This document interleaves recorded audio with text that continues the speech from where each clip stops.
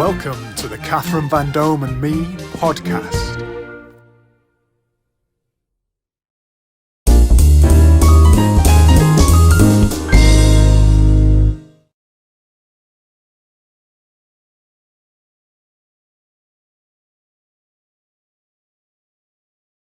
Hello and welcome to Catherine Vandome and Me. And today I'm joined by a very special guest who is an entertainer and a quiz master. And what he does not know about quizzes is not worth knowing. It gives me great pleasure to introduce Simon Wilson. Hello, Simon. Hello, how are you? How are you today? I'm good, thank you. I'm good. Yeah. I'm And good. we've got we're going to take you through lots and lots of exciting things today. We want to hear all about you. We want to hear how you got to this point today and all about hashtag quiz. I know there's a slightly longer name. Do you want to sort of reveal what that is? The HQFM quiz and bingo software. Oh, fantastic. Fantastic. And what is that, Simon, just first of all? So it's a piece of software where I have a group of hosts, a variety of hosts that work around the country, and they deliver pub quiz to different pubs up and down the country. But also, it's a piece of software that you at home, you can use it as well. So if your venue is maybe it's small, or maybe you're having a barbecue, or maybe it's a wedding, individuals can purchase the software on a weekly basis. It's a low cost, but they can hide that lull, which is that sometimes bit of a dead lull in a day's, whether it be a wedding after the meal or something like that, or whether it be after the food's been delivered on a barbecue or things like that. So you can use the software, you can hire the software, all the questions are already written for you. You can write your own if you prefer. If you wanted a special themed quiz, I don't know, let's say if it was a wedding, or if it was maybe the wedding was a Doctor Who wedding, you could have a Doctor Who quiz, which is in there as well. So there's lots and lots of strings to the bow, but we've tried to make it affordable for everyone and every venue, because there are other software facilities out there for quiz, and I think they're expensive, and I don't think it's fair for people in this particular challenging time at the moment where they're having to pay an awful lot of money out. So if you're a quiz host, an independent quiz host, and you're doing 3 a week, you can just spend a small amount of money with my business rather than going to one of maybe the more better known businesses that they've been going for much longer than I have, but you're going to be paying up to 5 times as much for the same period of time with theirs as mine. So wow. So yours is your USP or whatever would be your the fact that it's affordable for the masses, and is it available for everybody, Simon? Yeah, everybody. All you need to do is go to #quiz.co.uk. There's a free trial button, so you can have a free trial of it for 7 days. And you don't put any bank details in there. All you do is whenever you want to subscribe, whenever that may be, only then do you put your bank details in, and you can upgrade and you can downgrade as often as you want. So if you're going to do a quiz this week but not next week, you just pay for this week. That's it. So rather than like I say, a lot of my competitors, you have to pay an upfront cost. But I not see. with me, because I don't think it's fair. I'm just thinking, you and I have been in the entertainment industry since we left school. Yes, and whatnot. Or even at school. Yeah, even at school. And we'll come to that, Simon, and we'll say a little bit more about the quiz as well. But I just wanted to go back a little bit, because I know you, obviously, we met at school. We actually met at primary school, didn't we? We were 4. And so we were 4, were we? We were 4. We were 4. So we've known and we're the each other. youngest in the year. Oh, were you a youngie as well? Yeah. You're August, aren't you? Yes. What I'm are you? July. No way. Yeah. My goodness. I thought it was just me that struggled, because I was still in nappies almost. everyone else is turning 5 and I just turned 4. No, Same no. for you. But and Rachel Kellett I think she is slightly younger than me, so I think of everybody she deserves the badge because she's a whole year younger as well, like we are. She's So probably clever enough to put together. oh, absolutely. So taking us back, if you want to say a little bit more about that, Simon. So first of all, are you from Preston originally? And take us right back to those days, because we want to know a little bit about Simon Wilson today. So here we go. This is unusual for me. I don't really. Some people who are really close to me will realise that I don't really like talking too much about myself. Some people who are outside of my circle of trust will think, "Oh, he's gobby. He talks about himself all the time." So, so I, like you, was a Fulwood lad, Fulwood in Preston. Okay. So born and bred there. Mum and dad are still there. Yeah. They're still in the original house. They never moved, and they're still in the original house. And yeah, I grew up with a brother. Brother's 3 years older than me, and then mum and dad. So mum and dad are both only children. So I didn't have. It was a very, very small family. So I didn't have any uncles, any aunties, any cousins. Oh wow. Yeah, really, really small family. So, and I think when we get to the point where I meet my lovely wife and her family is how things have changed a little bit. So Okay. you became a little bit, because my brother was 3 years older than me. We were relatively, I suppose, close in age, but we weren't close in relationship. Okay. And that's continued really. I suppose sadly for my parents, but it's just one of those things. Mum and dad used to call us, because his name's Philip, so they used to call us salt and pepper because we were two different tastes, Yes. and that's not changed. And that can happen though, Simon, and it's Yeah, just two different just characters, personalities, and yeah. that can happen in families. And you know, it's to many that is considered normal. But for you personally, Simon, you started what, Our Ladies Our Lady in St Prime. Edwards. Go Yeah. on, yeah. We're at Our Lady St Edwards in Fulwood. Then we moved to, which was the feeder school, which was then Cuthbert Main High School. Yeah. Which then converted into Our Ladies High School, because Cuthbert Main and Edmund Campion School, which was out in Ashton, they amalgamated in 1988, Yeah, 87, and thank 88. goodness for you they did. Thank goodness for me that they did. Yeah. Because behind every good man is a good woman, and Oh, obviously she's your amazing. Hannah is a great woman as well. And Crikey. but you obviously, what I want to do is take you back again, back to primary, because you always had a very vibrant, exuberant personality, even if you didn't feel it on the outside. And often, same as myself, often we look very confident to people on the outside, but perhaps we're not, you know. And who is, you know, who entertainer who is completely and utterly solidly confident inside.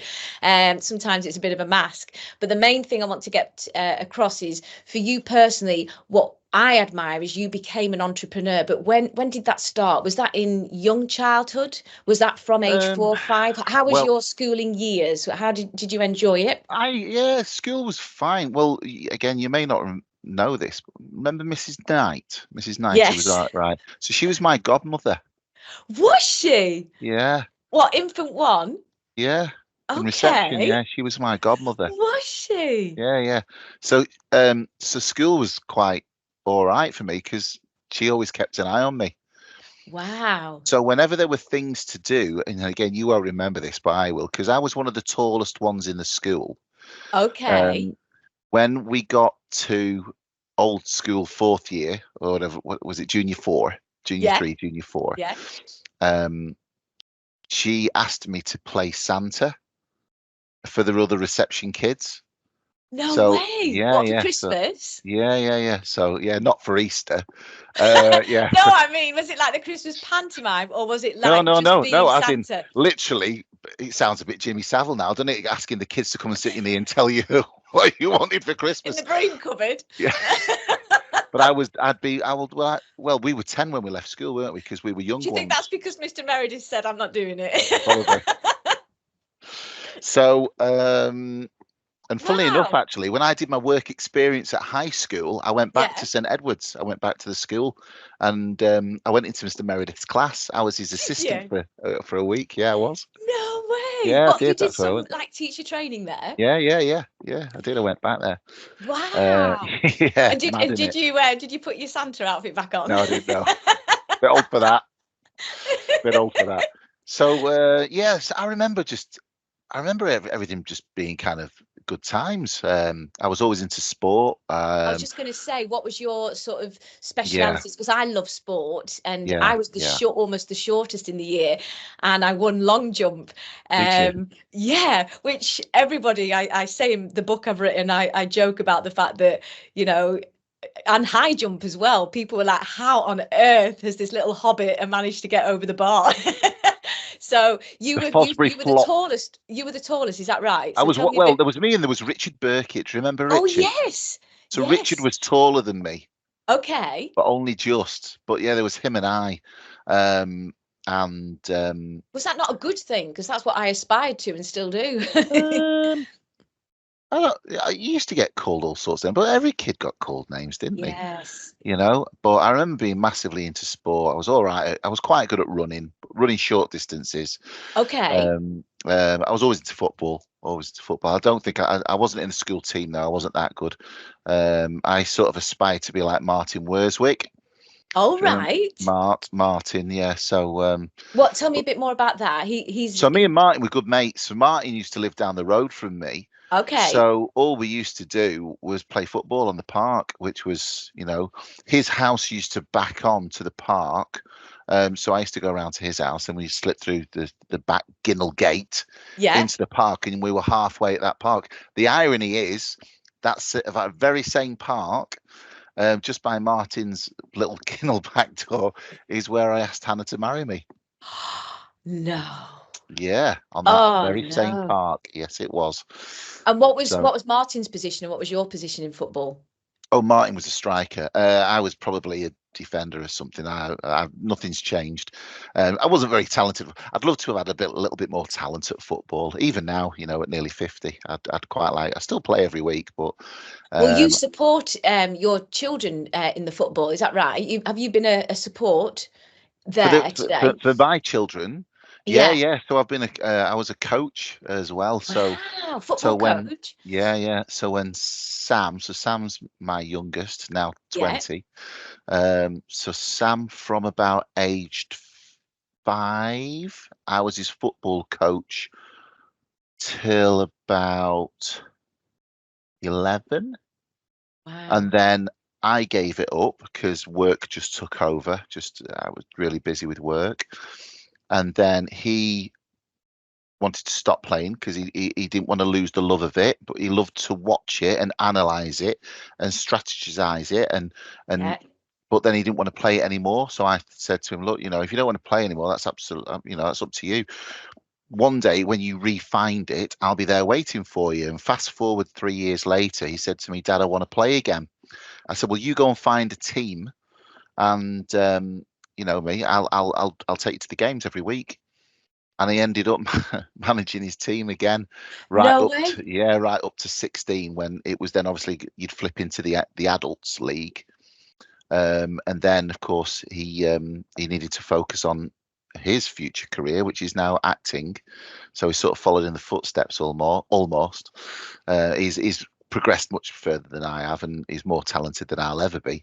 But Equally so, equally no, so, no, because you are a talented man, and we'll keep taking you back because we'll come forward to that in a minute. But the main thing is your love for sport. You're saying that football had a strategy. Now that's interesting because some people come from a less perhaps analytic background and they'll just run into the field and not understand the yeah, I'm strategy but sure, strike. yeah. But a very clever guy. You're looking at the strategies behind things, which will obviously then take you into the quiz realm, which is where you are today. I So suppose, yeah, yeah. is that how your brain works? You sort of break Yeah, things down. yeah. Because I look at things. I'll say I'm not just because I'm a Leeds United supporter, right? So Okay. I used to go on Preston North End when I was younger with Matt Easton, Oh yeah. Matthew, who's now Penwith and Priory head teacher, isn't he? Yeah, headmaster. So Yeah. yeah, but I used to go on Preston with him, and then I kind of, I think you find your own way, don't you? You sort of fall into the trap of following your own local team, and some people never get out of it, or they don't want to get out of it. But I sort of realised that Preston's strategy, even today, is dreadful. So, but that's what I Don't love tell that to to Matt's watch. parents. They live No, across no, the no. road. They love, and my dad, a big Yeah, PNE fan.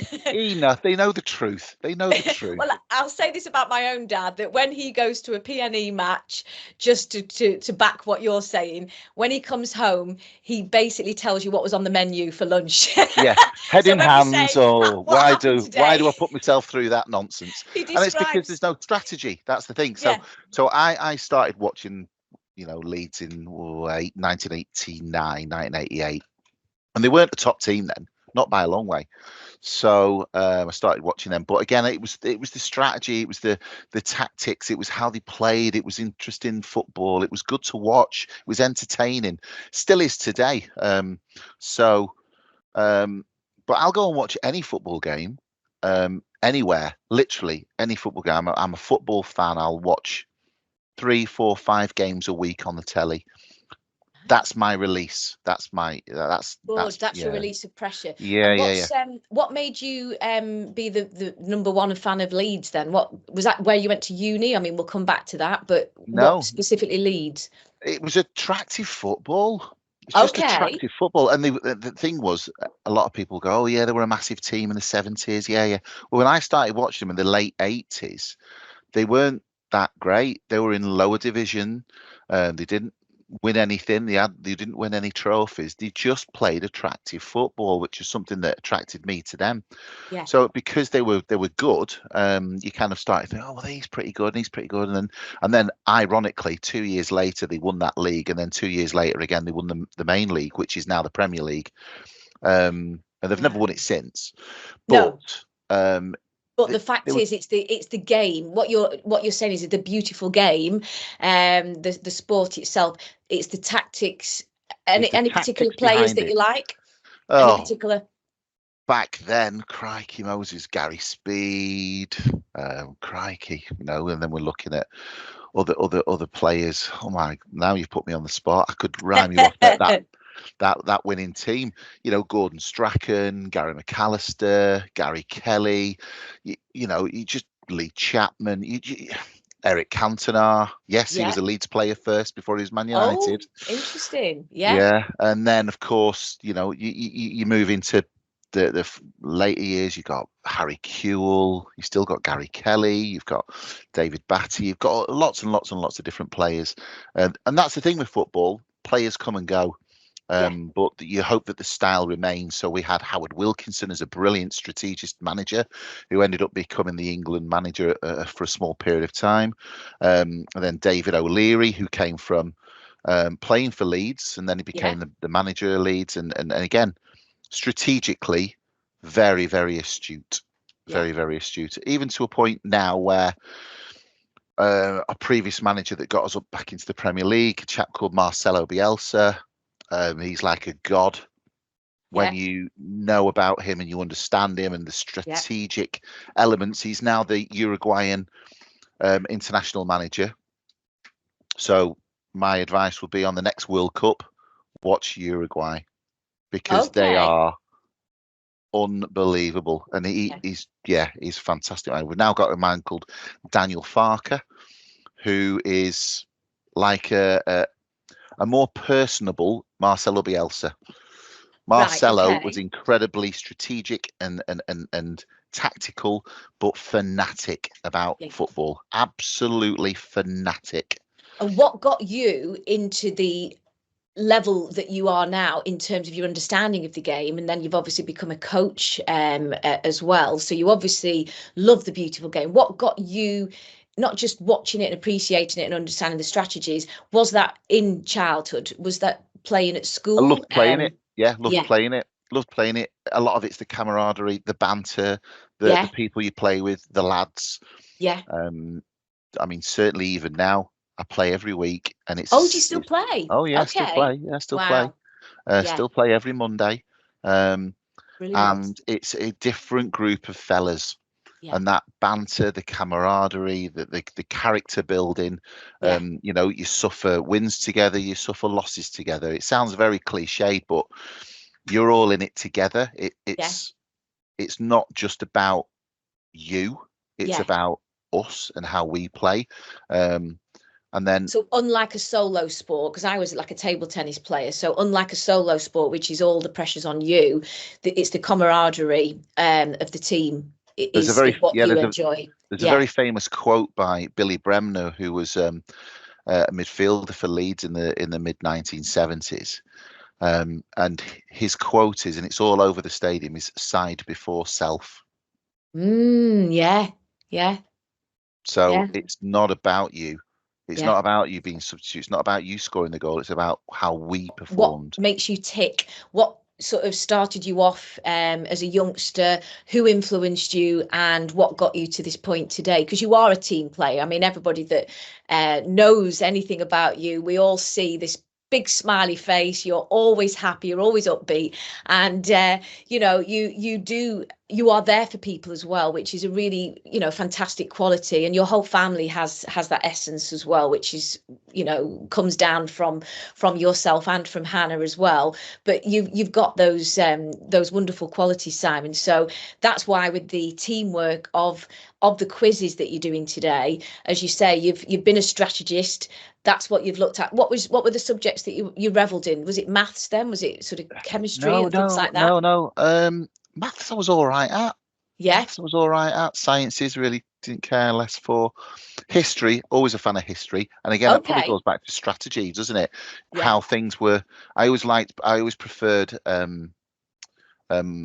old history, you know, it's Tudor Okay. Stuarts. I always preferred that rather than the modern history of the 60s and the wars and things like that. The wars don't really, ironically, yeah, I suppose there's a lot of strategy in wars. Wars don't interest me at all, but I don't like fighting. I'm not into that. Lover, No, not fighter, that you're old a lover. chestnut. Yeah. Let me think. So, yeah, history really, history now, even now, it really interests me, you know, Yeah. how we got to where we are, and that you're only here because of that freak chance that these two people met many generations ago, and Yeah. you're 1 in a billion chance of being here. So I Yeah. do think that you if you understand that and you realize that life's quite precious, so Very you got to precious. live it Yeah. every day. And it sounds like, again, it sounds a bit cheesy, doesn't it, really? But you do have to live it every day. And someday everyone has bad days. I get that, Yeah.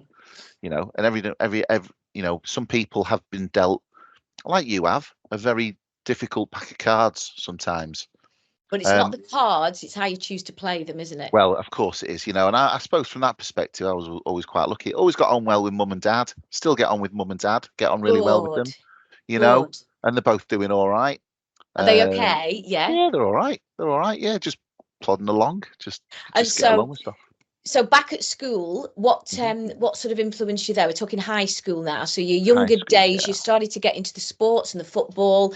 And what I want to touch on now is the entrepreneurship that you had over everybody else, Simon, where you suddenly one day, you tell the story where you suddenly one day decided, I'm going to be a DJ and I'm making my money right now. So Okay, what did you so do? I suppose how it all started was that I was really interested in radio. Okay, so massive music fan, massive music fan. I always have been.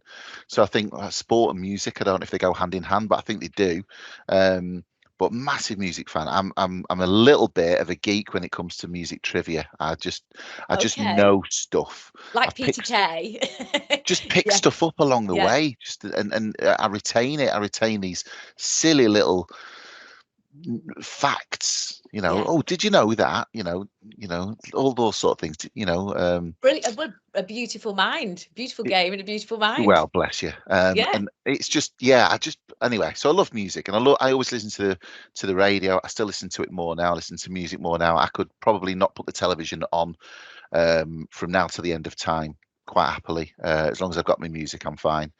Wow. So So yeah, I wanted to become a radio DJ. That was what I wanted to be. So I spent, oh God, I mean, you got to remember back then there was no CDs, there was no internet. I just bought a load of blank cassette tapes, the TDK 60s, right? And I would record myself introducing songs and talking nonsense about whatever was in the news, current affairs, all that kind of just. Oh yeah, Wow. So I didn't know that about you. So, yeah, and how old would you be? What, 13, 14? yeah, about 12, 13 around there. So you already sort of had an idea, which a lot of people at school today, this is why I wanted to ask you this and touch on this. A lot of people don't know what their destination is, and none of us know where it's going to end up. Oh, it's But difficult, having a isn't it? goal and having a focus, we actors tend to have a little bit more of creative juices flowing, Yeah, and we have about 10 ideas. But some people today, they genuinely don't know where they're going to go, what they're going to do. And that can also be a good thing, apparently. I had one direction, and that was my focus. But for you, look at all these different creative talents that you've already shown us that you've still got and still involved in today, Simon, which is brilliant. But as a young entrepreneur, you were there with your little pencil and your TDK tape, rewinding it, sat what there I was introduced. recording. What, Yeah, in your bedroom, just sat at yeah, home, yeah, in the pretending to be bedroom. a DJ? Yeah, Yeah, yeah, yeah. Pressing play and brilliant. record at the same time. And what did you call yourself? Oh, I don't know. That's a good question. I don't know. I just talked. So what I used to do then was get some padded, and it used to cost me a fortune, get some padded envelopes and send them to as many radio stations as I possibly could. So Did you? yeah, I did. Yeah, yeah, yeah. So Rock FM and the local. Well, so at the time it would be Red Rose Radio, wouldn't it? At the Yeah, time. So yeah. Red Rose Radio, there was Viking FM, which was over in York. I'm just trying to think of all the ones down in Shropshire, all sorts. I used to send them all at the Bay when the Bay first started, which was up near the lakes, wasn't it? Around there. Yeah. I used to send them off all the time. So that was my How would when. you start it, Simon? Just show us, Oh God, give us a bit no of a idea. demo. Come on. No, So Jesus. was it like DJ Sai? Because you were called DJ Sai, I Yeah, think. DJ Simon. Yeah, yeah, DJ Simon. That was when I started, I suppose, my first business, which was so let's. So did you get any response from these? I got a few, and I got offered an apprenticeship once, but yeah, but the Wow. apprenticeship back then, you have to remember, was a YTS scheme that you got Okay. about 25 quid a week, right? And it was a case of how do I get? I think it was from the Bay that I got it from actually, That's fantastic. but I didn't go That's for it really because fantastic. it Do you was. want to ring them back up? Are they still going? I'm sure they are. So yeah, I suppose so. That kind of continued because when the two schools amalgamated in 87, 88, Yeah. there was a chap. This is Edmund So Campion and Our Edmund Lady's Campion High. And Cuthbert Main turned Yeah. into Our Lady's High School, and there was an art and English teacher there called Kilner. Eddie Mr. Kilner. Kilner. Mr. Kilner, right? So Mr. Kilner never taught me, but when he came from Edmund Campion, he was their school DJ because he had a pair of decks, some speakers, and he used to do the Edmund Campion school discos. And he announced in assembly one day that he didn't want to do them anymore. So he was looking to recruit someone to do the school discos. So you had to come up with, so I went to go and see him. You had to produce 10 vinyl singles, play them, introduce them, which I was good at because I'd been doing this on Practicing in your bedroom. back in my bedroom, right? And you had to explain why you chose the 10 that you chose. Well, I think I only had 10 at the time. So it was a case of just make it up as you go along. So to cut a long story short, he says, right, you're in. Did anybody else come Yeah, for this Kathy position? Southworth did it. She did it. Okay, So yes. so there was the two of us that did it. So then I remember being nervous as hell. Yeah. And the school had only had, I don't know. So I think the school only had about 30 records. That was about Yeah. it. So I think we were given a budget of like 20 quid. So we had to go to Our Price and Woolworths and go and buy like the up-to-date singles and stuff so that you'd end up playing 3 or 4 times at a school disco. Yeah, no one would know. So we went to go and do all of that, and we played some silly games and stuff like that. And I remember saying to him, and I was 15 at this point, do you think I could make a career out of it? And he said, yeah, absolutely, why not? So I said to my mum and dad, what do you want for Christmas this year? I said, like a pair of decks, and a pair of speakers. And they pushed the boat out and they bought them for me. So that was what I sort of practiced with. So I then said to my dad, can I borrow some money off you? Now, if my memory serves, I said to him, can I borrow £1,000, which is a lot of money back then? Yeah, yeah. And I borrowed £1,000 off him and I said, I promise you I'll pay you back within a year. So then I went out and I went to do people's parties, 18th, 21st, christenings, whatever. And I only charged 30 quid for the night then. So I was 15 then. And I remember paying him back his £1,000 in the first 6 months. What a fantastic example of entrepreneurship there. Yeah. And then all I did, it became self-sufficient after that. So any money that I earned, it was, and again, you got to remember there was no internet then, so you had to buy the record. So I went and bought loads of singles, and then I did a New Year's Eve gig for Dominic Cornacchione's uncle. Oh, yeah. Who had the Italian restaurant, which isn't there now, opposite the old Barton Grange. Yeah. And he said, how do you want me to pay you? And I was like, and he went, you can choose 100 singles from the jukebox if you want. And that's how I got paid that year. Wow, that's a good idea. And I picked, I was like very selective. So Billy Joel, Uptown Girl, I Just Called Say I Love You by Stevie Wonder and all of those sorts of things. So they were all in the jukebox. So then I got 100 7-inch singles. And that's how I got paid for my first New Year's Eve gig. So then, of course, that expands your collection. And then obviously, as it grows, you increase the cost a little bit and you buy more kit and you have people build kit for you. Believe it or not. And did you start with a single deck, Simon? Was it a single deck or a double deck? It was a double deck. Yeah. And it was a built-in amplifier and it had a crossfade on the front. And that was it. So it went from singles, and it would play singles and albums. So basically, you're at school, like we all were. In my career, I was at that time doing like 7 shows a year. So that was my outside sort of time. But in your outside time, you were playing football and you were DJing. And how often was it every Saturday night? Or I'd say it was every third Saturday, something like that, a Friday or a Saturday. Wow. Dad had to, obviously I couldn't drive then because I was too young, so Dad had to drive me. And then I used to get regular gigs for youth groups, so they couldn't afford much.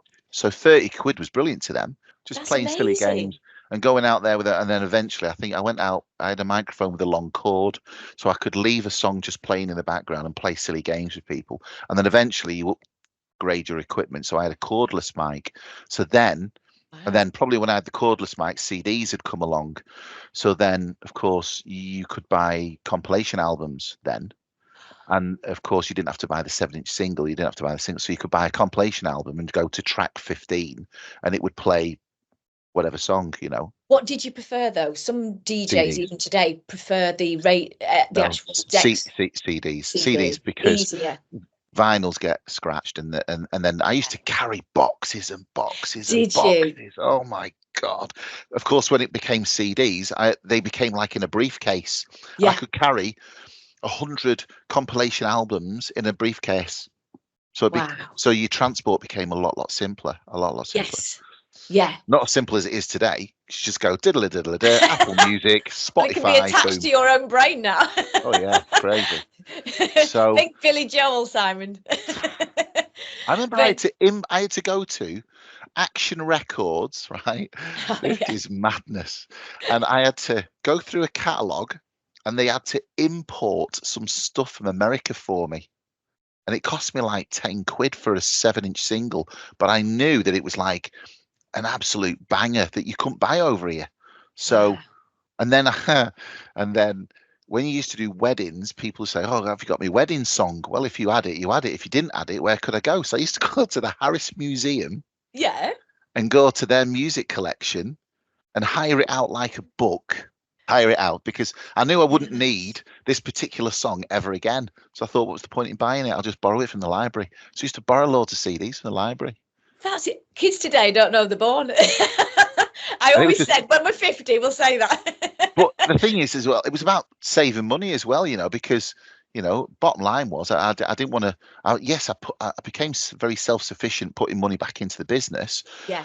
But when you're working hard, and at the time I was at college, and then eventually I was working, and when I worked, I still did this as well. I still DJ'd as well.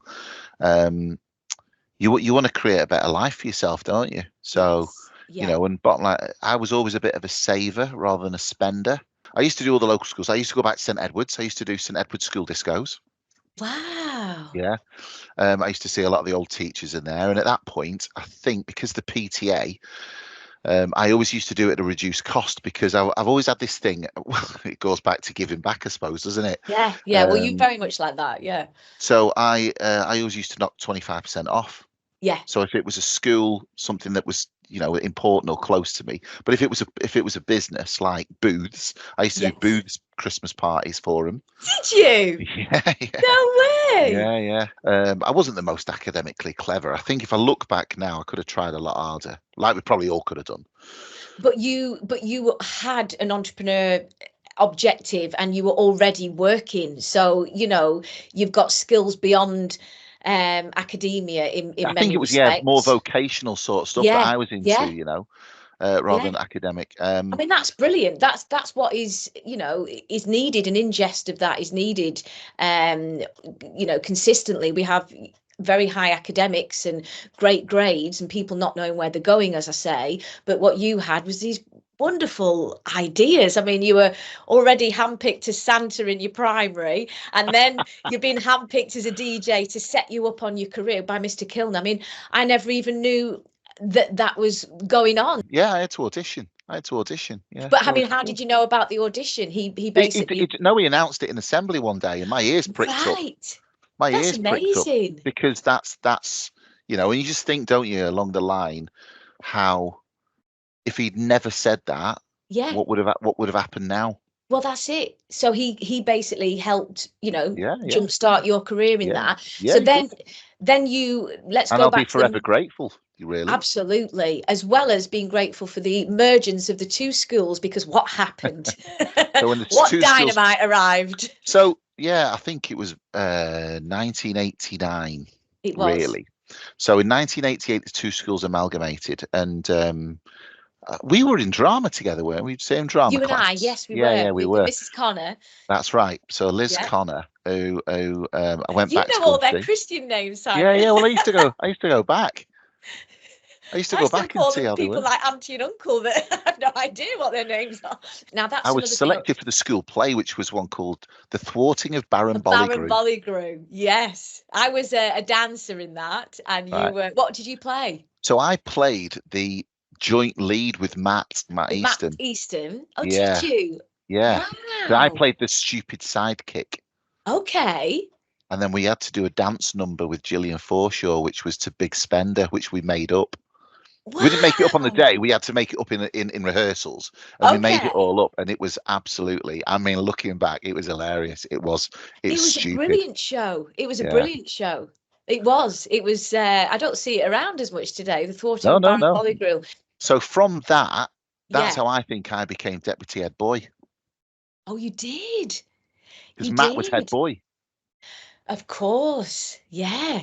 And Cathy South was with head girl. So because, and this is why I've probably said it to our kids as well, is you need to get involved in school, because you'll get it back tenfold. Yes, if you true. If you don't get involved, nobody will know who you are, and you probably won't enjoy school. Yeah. So get involved, and I think because I did the DJing stuff and I did the acting stuff, and you put yourself out there, and people got to know who you were. That is an accolade to you as well. As I say, you've got to have the personality and the presence, and the people obviously.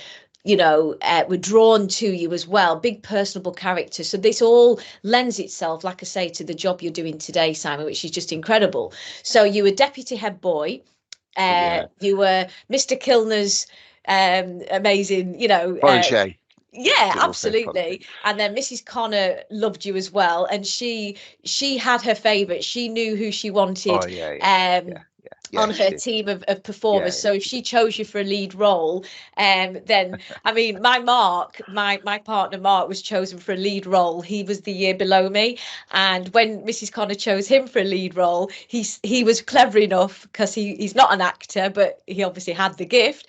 But he was clever enough to say, "What days are you rehearsing?" And she said Tuesdays and Thursdays, and he said, "Oh, what a shame, I'm busy." did. So he did the reverse of what you and I would do. Yeah, yeah. We'd be um, chomping at the bit, wouldn't we? but he's a natural actor as well. I mean, it really it's great to see so many people that have got that gift. But you also had it. So you're an actor, you're a DJ. I mean, these are, and now you're a quiz host. What a wealth of gifts, creative artist gifts that you've got, Simon, that you shared with us all. And what happened with the acting? Did you want to be an actor? I just want to touch on that for a moment. Did you ever want to be a professional actor? It didn't really sit with me that there was this girl there, right, and she was apparently she was in drama with us, right, and I remember having this conversation with her, and I'd had chats with her before, but you know, it was something and nothing, and she said to me, "Oh, I've known you for ages." I was like, "All right, okay, no idea," and she said, "I sit in front of you in form." I said, "No, you don't." She went, "Yeah, I've sat in front of you for the last year in form." What are you on about? Forgot all about it. Went and had lunch. Came back. Went to form because you know, you had to take registration for the afternoon, didn't you? And she turns around, sat in front of me, and said, "Told you." And I nearly fell off Oh, my chair. and what happened? We want the romance. Go on. Cupid. Was that Mrs. Connor? So Cupid hit me with the arrow, and that lovely, lovely lady sat next to me now. There, that you can't see. Oh, So yeah, we started dating. and she's Nine called Hannah. She's called Hannah. Hannah. She's Yeah, beautiful. My yeah. beautiful, lovely lady. So So you we started met. dating in 1990. We went to Preston College together. We studied theatre studies together, as we did Yeah. with you. Hannah's also an actress as well. So that's Mm. how we continued at Preston College. So how was that for you? We did A-level theatre studies, didn't we? Theatre studies, I think a lot of people used to think, all right, theatre studies, you're just acting. Well, there was an awful lot of theory and what have you that went behind it all. Yeah, An awful lot of theory, you know, practitioners and all the rest of it. So I didn't yeah. mind some of that, but I was never very good. The bit that let me down was when you went to the theatre and you watched it, that you needed to write a review on it. Well, I Yeah. was rubbish at that. Yeah, reviewing. I just kind of went, yeah, it was good. I quite enjoyed what they did. And that was the thing that let me down, really. Was So, it? yeah. So I got a C from a theatre Yeah. at A level. But I remember Nigel Dottridge and Derek Martin. Derek Martin. Yeah, Derek, who we're still friends with today, funnily enough. Derek, we still have conversation with today. And yeah, it's funny how it comes full circle because he's helped my Sam out quite a lot with Shakespeare. Because Derek Brilliant. was always really good with Shakespeare, Yeah. and my Sam found it very, very difficult, Shakespeare. And then after 1 hour's conversation with Derek over video call, he understands it. So it just shows what a Wow. clever man Derek is. Yeah. And he's a playwright Yeah, and producer. Yeah. absolute, and you know, football fanatic as well. Is he? Okay. Yeah. I did sport and theatre. So again, a lot of Awesome. people think, oh, it's a game of football and just dancing around. It's not. Again, it was down to the physiology of football, Yeah. also not football, sorry, sport, all sorts of things. And I ended up taking an extra GCSE because I didn't understand physiology because I didn't do biology. You see, Okay. so I ended up doing another GCSE. I did it in a year Yeah. at Preston College, which was human biology, to Yeah. try and understand the physiology bit. So I did another GCSE on top of the A levels, Wow. That's which great. now a lot of people do like 3, 4, 5, 6, 7 A levels, don't they? Well, that wasn't me. I didn't do that. Plus, from a time perspective, we had to rehearse outside of college time, and I was in the college teams. So I had to juggle an awful lot. So I was going to say, what people are doing in academia today is perhaps purely that in many ways, whereas we were doing a lot of outside activities on yeah, top of a lot of rehearsals and theatre studies. Yes, it sounds like a very easy subject, but it isn't. We learnt a hell of a lot about practitioners, yeah, how yeah. each different Strindberg, different modalities in theatre. So there's a lot of depth to it. I thought it was fun, but I agree with you that it was very hard. It was very And hard. And I you think when know, you got the lead, because I got the lead twice when we were at college. So I played the Burkhoff role in Metamorphosis. did you? Yeah, so I played the guy that turns into the dung beetle. But I think that was Oh, because of my sport background. So yeah. I remember the set had scaffolding in it, and then the dung beetle, of course, he would climb everywhere. It's like a dung beetle Gregor would. Samson. Yeah, yeah. Yeah, So I had to climb up scaffolding and dangle from it and all sorts of things yeah. It's very because I think that physical theatre. yeah, so I think that was the sport bit, but at the same time I played for the college football team as well. So and then we had the other lead where ironically Hannah played my sidekick Yeah. in the Comedy of Errors. Comedy of Errors, yeah. So Antipholus of Syracuse, I think I played. Wow. So big challenging role there as well. Yeah, What was yeah, what was yeah. Hannah? Because I think I was Luciana, but I think I then What got was your role? If you Pauline. remember? Dromio. There we go. Yes. So Hannah played my Yes. sidekick. And because they're Yes. twins, aren't they? Twins that That's separate at it. birth, Yeah. and then they get mixed up with the other twins and what have you. So I had to wear a long ginger wig because I was playing opposite Cathy James. Okay. So you So had to be she was my twin. So she either had to right. cut her hair short, Yeah. um, short and dye it brown, or I had to wear a big long ginger wig. And I'll never forget, I came out of a performance, obviously wearing the hair that I've got like now, and I overheard this little lad saying, "Don't he look weird with short hair?" Funny what you remember, isn't it? That's incredible. I didn't know that story. That's really Yeah. good. Don't he look weird with Um, short hair? so obviously you then had a delve into Shakespeare, you had a delve into Stephen Burkhoff, which is Hmm. your physical of the absurd and Artaud. Which of those genres floated your boat, or did you want to do serious acting on television? Which perhaps wasn't there in that particular course. Was there anything that you wanted to do that wasn't there? Does that make sense? Yeah. No. Well, my next step was really to go into teaching. Okay. I wanted to teach. So this is at the time I wanted to teach drama and sport. So I wanted to be a PE teacher as my Yeah. major, and my minor I wanted to be drama. Brilliant. But can believe it or not, there was not a single university or higher educational college that did those two subjects. You're joking. No. What, as a combined Yeah, they're subject, you combined. mean? They were not a No. combination. So I never went to uni. Okay. Oh, I didn't know. Yeah, Right. I never went. Okay. So Well, you didn't have to. By then, you had a mansion and a place in no, I France because you're a no, I DJ, didn't. Si. No, I didn't. So as part of the sport course, and again, I think this is my dad talking in my head. If anybody ever offers you something for free, take it. Yeah. Yeah. So in the sports side, so obviously this is all going on at the same time as the theatre side, and running a business, DJing as well. I used to do. I used to go on any free course that the college would let me do. So Okay. first aid, resuscitation, lifeguarding, you name it. I went on all of the courses. So I thought, right, what I'll do, I'll take a year out. Hannah went to uni. She went to Crewe and Alsager College with you. Yeah. This is in 1992 now. Yeah. So I thought, right, I'll take a year out and I'll just get a job for 12 months and then I'll try again at uni. I'll try again, which I did try again. And I still didn't get into a uni because they didn't do the major and the minor in what I wanted. So this is now 1993. So I sacked it all off. So I got a job as a part-time lifeguard at Leyland Leisure Centre. Oh, good. So I worked there. Oh, how many? It was Monday to Friday, and then of Yeah. course, if they offered any extra hours, I'd take it, and then I was DJing on top. So I did that And did you do the diving down and picking Oh, up a all of break that, or everything. I did something? open Yeah. water. I did open water exams. Wow. I did all sorts. Yeah, yeah. I got as far as you could get in lifeguarding. I went. Brilliant. So that's another, once again, another brilliant string to your bow. And are you a good swimmer, Simon? Do you enjoy swimming?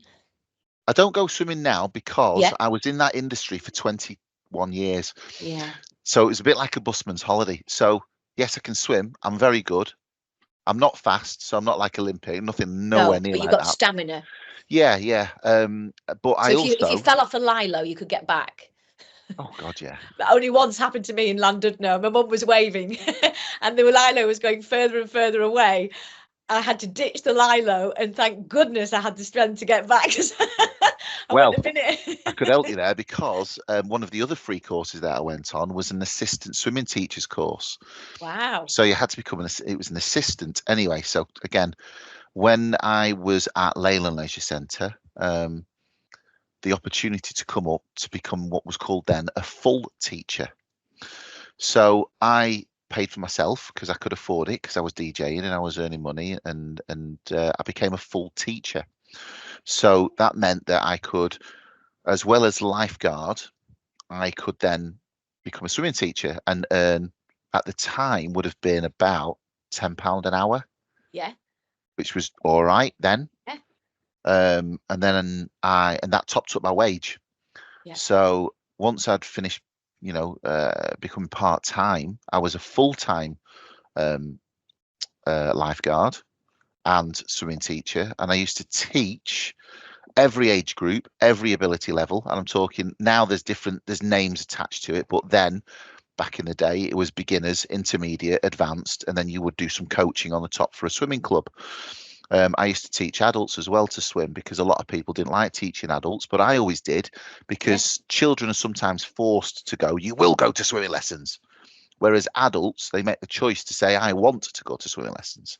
Yeah. So they would listen. I'd have a bit of a laugh and a crack with them and all the rest Oh, of it you'd as be well. brilliant at that. Yeah.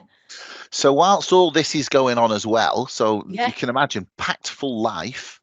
Yeah. I was just going to say, there's not much you're not doing in this life. So Yeah. I'm playing football, I'm DJing my own business, I'm lifeguarding, I'm swimming teaching. Hannah's at uni, and I went to become hospital radio DJ.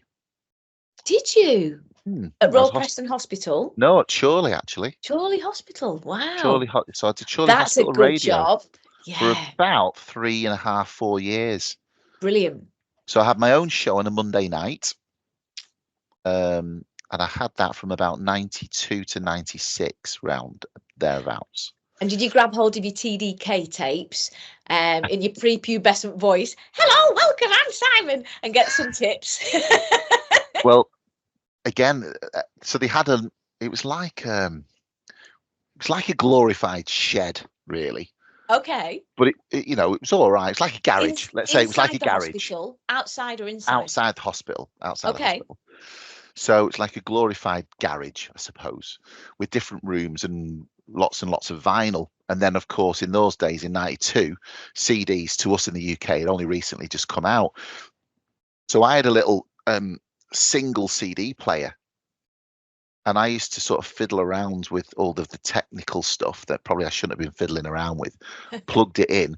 So then what I had was a CD, two turntables. So Yeah. I'd play, Neil Diamond or whatever it would be on vinyl. And then I had a CD that was full of jingles. Brilliant. So I used the jingles, and it would be dun dun dun dun. Welcome to the legend of our lifetime. Dun, dun, dun, and it'd be like that. So it would be quite cool that you'd go, right, well, this is legend of our lifetime. So I'd play 3 tracks back to back. So 3 Michael Jackson songs back to back. Do you know what I mean? That sort of thing. And I remember I was there and I was talking. There was a guy who was also one of the hospital radio guys. And I swear, I can't remember his name. And he went, God, you sound like you should be on Radio Lancashire. Wow. And I thought, oh, I've still got it then. Of course, you still have today. Yeah. Right. So I started sending off some more tapes, but that didn't last long because I was full time. I was, I was earning a good wage. I was swimming teaching. I thought, I did it for a little bit, just did some more self tapes, probably a little bit more professional, sent them all off, didn't get anything back. Well, that was that. So And I've how been old that would you off. be then, Simon? How old? In your 20s? About 2021. Yeah. Yeah. 2021. So there were more radio stations as well then. So of course we did have Rock FM then, and it wasn't Red Rose Radio, and there was more. Yeah, but they didn't have DJ Si. They really missed a beat there. So I just kept myself busy for 4 years, and the reason why it was 4 years is because Hannah came home in 1996. Okay. So we had plans like every young couple do, what we're going to do, and so when Hannah came home, we got engaged. So the next plan then was we need to buy a house. So Hannah then went into her career, which was teaching then, and I continued to do what I did. I left hospital radio at that point in 96. I was still DJing. I was commanding at that point about 200 quid a night. Yeah. So Christmas was always profitable, very profitable. Yeah. So I used to work. I remember the one year was like crazy because I used to start work at 7. I'd finish work at 4, but then I'd do 4 till 6 swimming lessons, and then I'd have to go and get showered, get changed, get into my DJing outfit, if you will, which was smart black pants, white t-shirt, and a colourful jacket, whether it be red or green. No tie. No, it was a t-shirt, and I'll tell you why it was a t-shirt, right? So, and then jump into the car, which I'd already packed the night before and covered it with a cloth, and drive from the leisure centre to the venue, go and do a gig. Wow. In those days, it was 11 o'clock last orders, 12 o'clock everybody out. Yeah. In those days. So then 12 o'clock, thanks very much, good night, God bless, bang. 12:05, start dismantling your equipment, put the equipment away, get paid, kit in the back of the car, take the car home, unpack it, put it back into its position, and then I'd get home by 1 o'clock. And at this point, my t-shirt was wet through. Yeah, I bet it was. Yeah. Wet through sweat. And where would you be DJing? This is just all over now. All over Lancashire.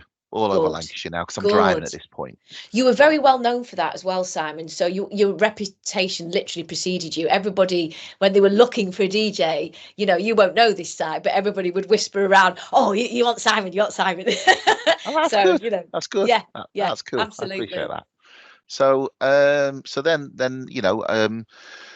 the key was to earn as much money as possible because we wanted to buy a house. Yeah. And at the age of 22, we were 22. Yeah, 22. We had enough in the kitty to put a deposit down on a house. Wow. So, and again, I always had an ambition, and I hope generations and my kids have a similar train of thought. Is that I always think, and I still do today, that the next generation should be trying to surpass the previous generation.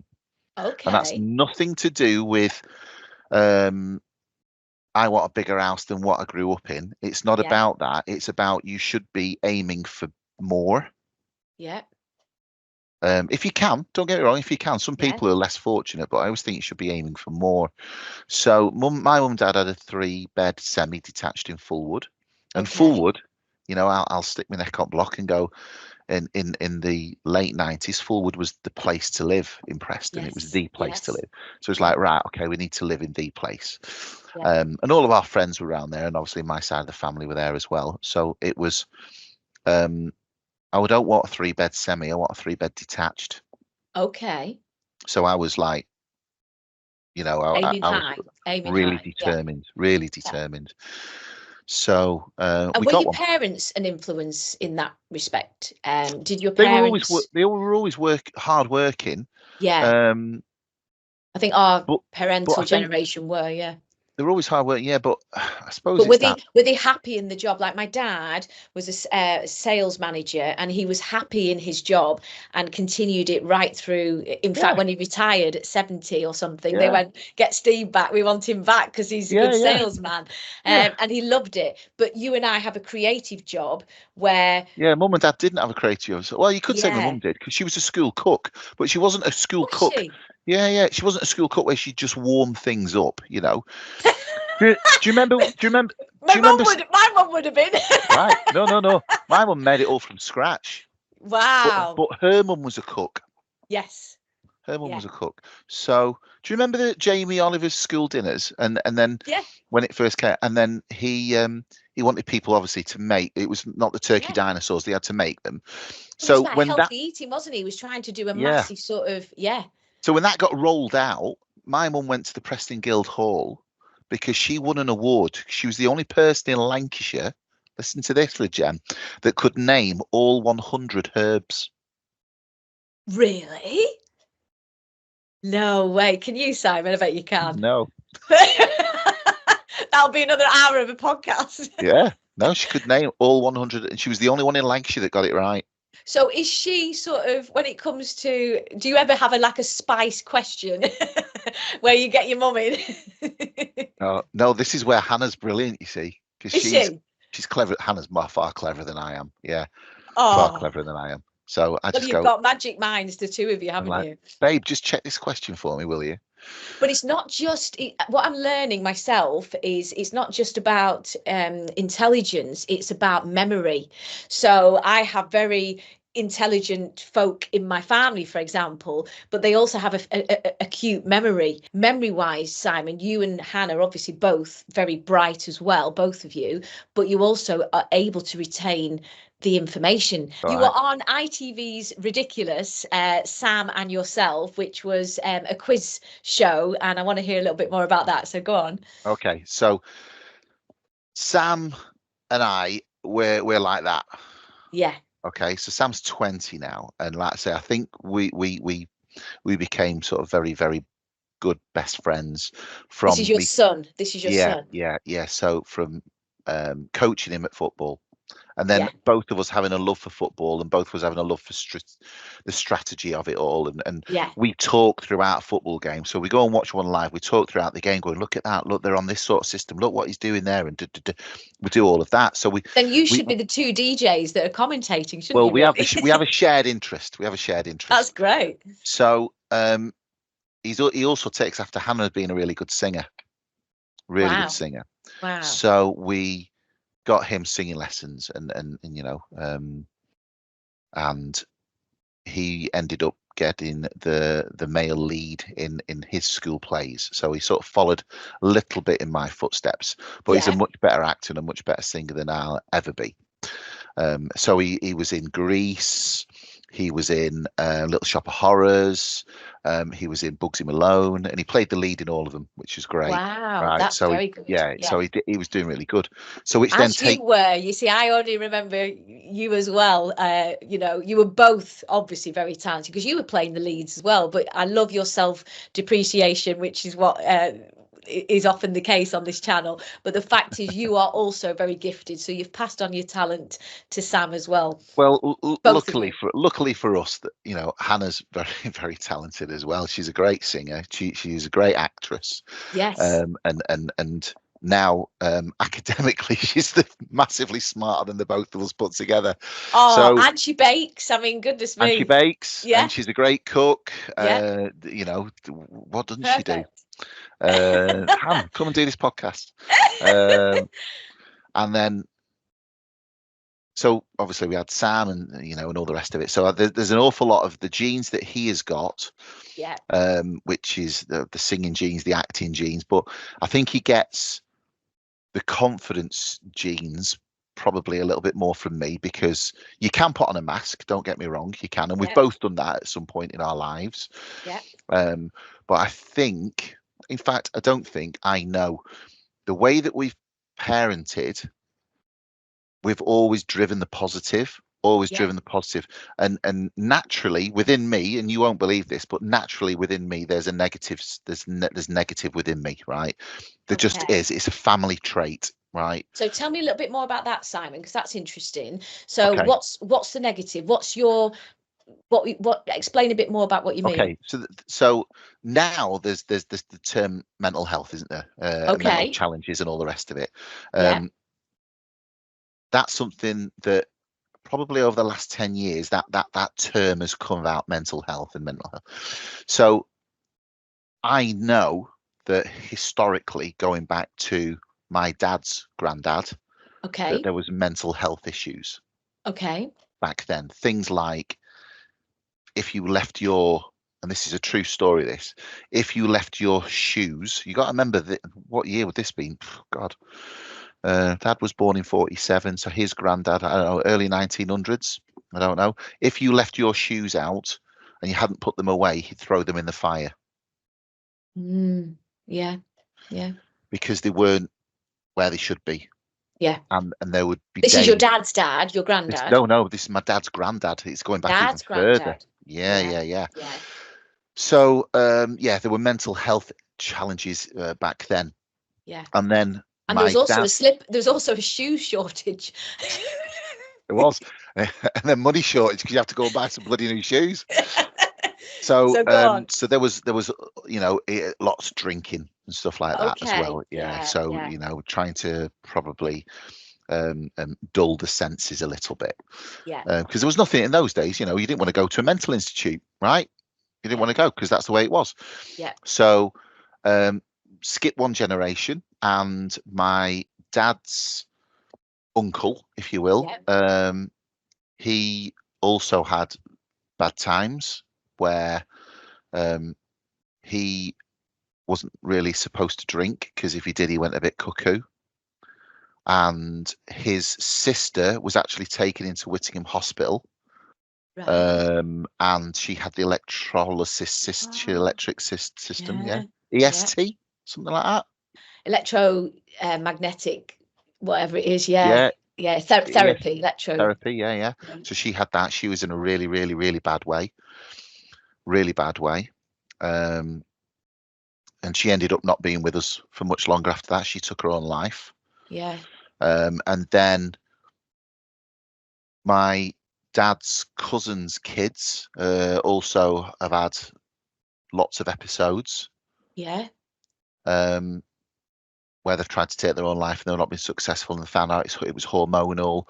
And one of my distant cousins, well, I don't have any cousins, I call them cousins, but they're dad's cousins, was found one day walking in a nightgown the wrong way up the M6. Wow. So there was an awful lot of challenges, which then led on to me having some challenges. Okay. Yeah. Because I mean, behind every entertainer there's another story, and this is what this channel is about. It's entertainment and health, and that involves mental health as well. And so, would you like to share a little of that, because that could absolutely, not could, will help anybody watching today. Yeah, I think, I don't know if I'd have been here if it wasn't for Hannah, if I'm brutally honest. I don't know. There was times where I just don't know if it was worth it. And I think things would have been better off without me at times. I didn't go ahead with anything. Okay. I'm too much of a chicken shit to do that. But when was this, Simon? This was what? 12 years ago-ish, probably. Yeah. I think even when I look back as a child, I was nearly diagnosed with diabetes because I had capillaries that would pop out my face, pop out my chest, pop out my leg, and they would bleed. Okay. You'd knock them and they would bleed. They were exposed to capillaries, and they used to have to get burnt off. Didn't hurt. Sounds like it hurt. It wouldn't hurt. So that's probably why I've got a little bit of tuft on my chin there, because I've got scar on my chin there, got a scar on my chest, I've got a scar on the inside of my leg of where they were cauterized.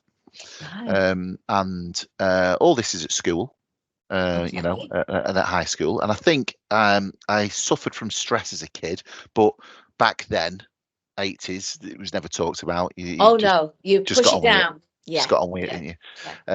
And then we used to worry a lot. Did you? Used Okay. to worry a lot. And I remember even DJing, and Hannah would be sat next to me, and my opening line, I used to absolutely be bricking myself. So I've got my microphone in front of me, and I'm like, okay. Good evening, ladies and gentlemen, and welcome to Cathy's 18th. Let's have a great time tonight, whatever it would be. And I'd looked at Hannah and go, was that all right? Hannah'd be like, yeah, that's fine. Yeah. I'm like, oh God, do you think it's going all right? Yeah, it's going fine. So lots and lots of self-doubt, as Yes. a lots of people do. Underneath. Oh Yeah. yeah, Yeah. loads and loads of it. Which is quite normal in Mm, entertainment from the yeah. guests I'm speaking with as well. But go on, continue. And Yeah. the the thing is, and Hannah will say this, and we only talked about it the other day. I don't like talking about it. I'm gonna, but I don't like talking about it.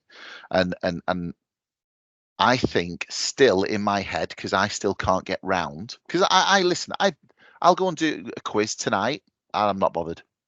I can go and do it, and I don't worry about it. I don't even think about it. I'm absolutely fine, because maybe age has got something to do with it.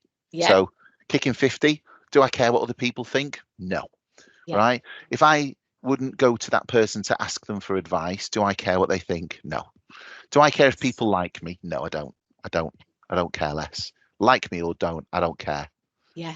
You know, Yeah. if you're in my circle of trust, then you're in my circle of trust for a reason. And there are, Yes. and as I've got like 3 people in my circle of trust. Yeah. You know, and I will go to those 3 and I will say, I've got a bit of a problem with, or can you just advise me on, or let's go for a beer, or whatever it may be. Yeah. Okay. So, and I think some of that comes with age. That I don't care what people think of me. I really generally don't care less. And what happened, But you back say then I 12 did. years ago? I know. Yeah. So you had this insecurity, which transcends most people. But when you're an entertainer, you have to bury it even more so, because then there's an expectation that DJ Si, he can do this, he can do that. And then, as you say, that's your stress levels rising and rising. Yeah. And it's got to come out at some point. So you're saying 12 years ago, what was the precipice? What was the tipping point, Simon? All right. So I have to rewind a little bit. Okay. And so after I was a lifeguard and swimming teacher and all the rest of it, I was one of those annoying people that said, and I remember Mrs. Knight, Elizabeth Knight, saying this, you were always the person that asked the questions. So whenever it was a parents' evening, I was always being told, you know, by mum and dad, you're always people that ask the questions, not necessarily the questions on the subject, but ask the questions. So when I was at the leisure centre, I remember asking the question, how do you become a manager? How do you get to run this place? I reckon I can run this place better than you can, being the smarty pants that I think that, you know, I thought I was. So, and at this point, I'm early 20s. So they put me on a management course, which was really good of them. I was day release for 6 months, and I completed, like a smart ass, I completed it in 4 months. Wow. Because it's what I wanted. So at 25, so I got married at 24. At 25, I became the youngest duty manager in South Ribble leisure history, right? That's Which I was incredible. buzzing over. So I was duty manager of Bamber Bridge Leisure Centre. Yeah. So I wasn't the overall manager, I was one of the duty managers. So there were 3 duty managers and 1 overall manager. 2 months into my tenure there, the centre manager left me and another girl to basically run the leisure centre, because the other duty manager walked out. So we ran the place for 6 months, and I was brand new, and it was like a baptism of fire, but I learnt an awful lot. So then other people, they were recruited and they became the manager, and so on and so forth. And then I wanted to progress, and I thought the only way to progress, and there were people who were much older than me, who were in a similar position. I thought the only way to progress was to move on. Yeah. Was to move to a different leisure centre. It was still within the same company, but was to move on. So I went to Penwitham Leisure Centre and helped manage that for 9 months, because that was not performing. And then after 9 months, I got asked to go, and I think this is where my problem started, to go back to where I first started at Leyland Leisure Centre. So I actually was a lifeguard at Leyland Leisure Centre for 8 years, and that's where I asked the questions. I reckon I can run this place better than you. Yeah. Fast forward 4 years after that, I was, and I did. Right. And it was, So would you say you're a high achiever? I think, I definitely am. all right, Perfectionist, I was people doing all right. pleaser. I did all right. I did all Yeah. right. But I think it was down to, and I think I have this bone of contention even now, where I think that people are really, really good at a job, and then they're asked to manage people at said job. So if you're an electrician, you're fantastic. You've taken 5 years to train as an electrician. You're brilliant at that. I want you to go and run a group of electricians and be the foreman. No training. Yeah. You're just good at being an electrician. Yeah. Doesn't mean that you're good at running an operation or dealing with people. And this happens in every single industry, and it gets my goat. And that's where people fall over and fail. And I think that's where I fell over and I failed. Because in order for you to succeed, you have to fail. Oh, I would agree with that. Okay. Yeah. Like a So- stand-up comedian, if you don't die, you can't succeed. True. Exactly. So I went to Leyland, and I thought, and this is where I fell over, because of the words that I'd said myself that haunted me. Yes. I bet I could run this place better than you could. Yeah. I ran the place. And even though I had a team of duty managers underneath me, I didn't allow them to work for me. You did their job as well, you mean? Yeah. Yeah. Yeah. I understand that. That is a perfectionist. That is somebody that daren't have any chips in the in the system, where you want it to be absolutely smooth, and we forget to delegate sometimes because we are so used. Yeah. And I didn't want, that's and the thing is, I didn't want to delegate either, because I knew they right. couldn't do it as good as I could. Okay. And that was a failure on my side. Did this change your character? Did you feel that you were slipping into somebody that you didn't know? No. But what I did slip into was an absolute stress head. Yeah. Self-contained. Yeah. A mess. Yeah. Yeah. Yeah. And I crashed. And I Yeah. crashed and I fell. And there was people say about, oh, don't get into a rut, don't fall down that pit, don't fall into that hole. I didn't just fall, I plummeted. Okay. Yeah. And that's where it all started. And it sounds, again, all bit of cheesy, doesn't it? But had it No, not it been doesn't. for, No, had it it doesn't. not been for Hannah, Yeah. literally, and I won't swear, but dragging me out by my hair, there's absolutely no way I'd be here today. Wow. So what?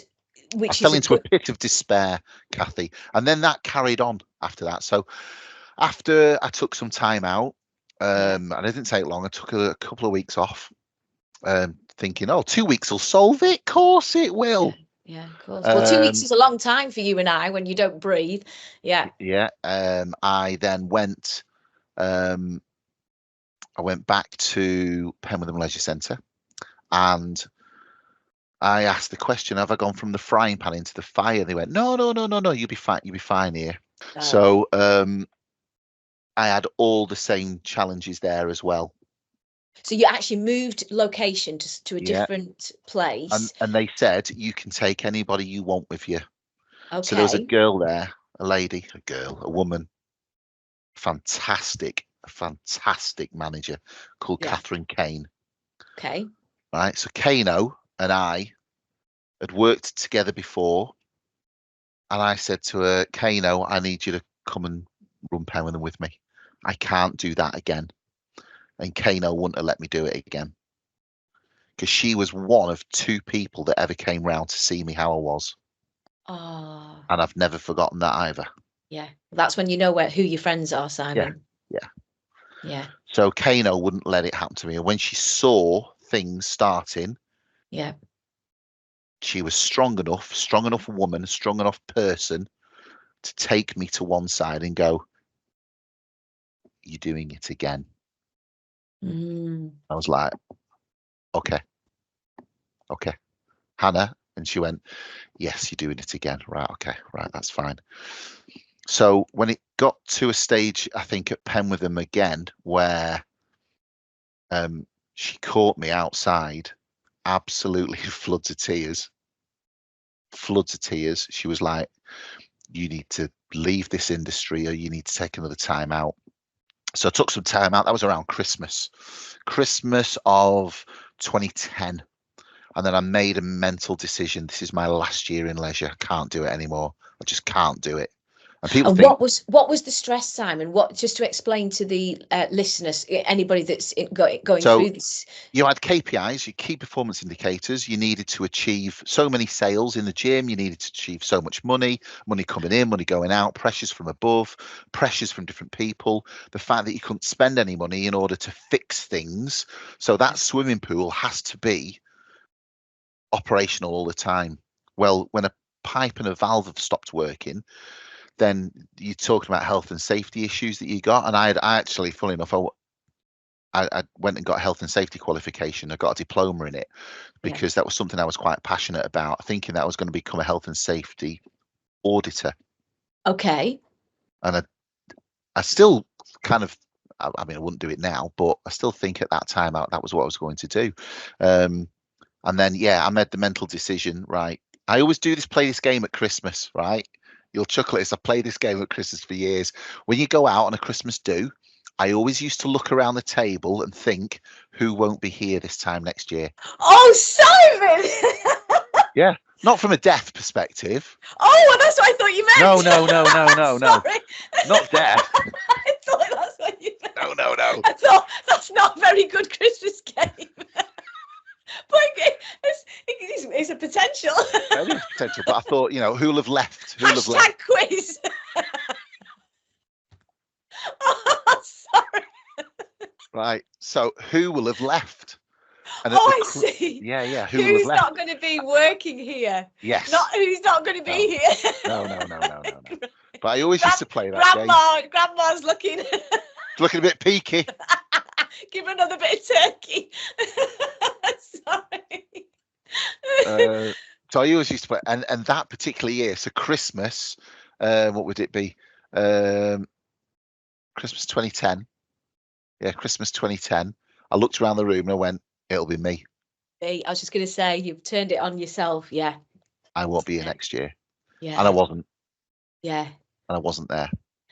And was that, so obviously with your dear friend that, forgive me, what was her name? Charlotte? Catherine.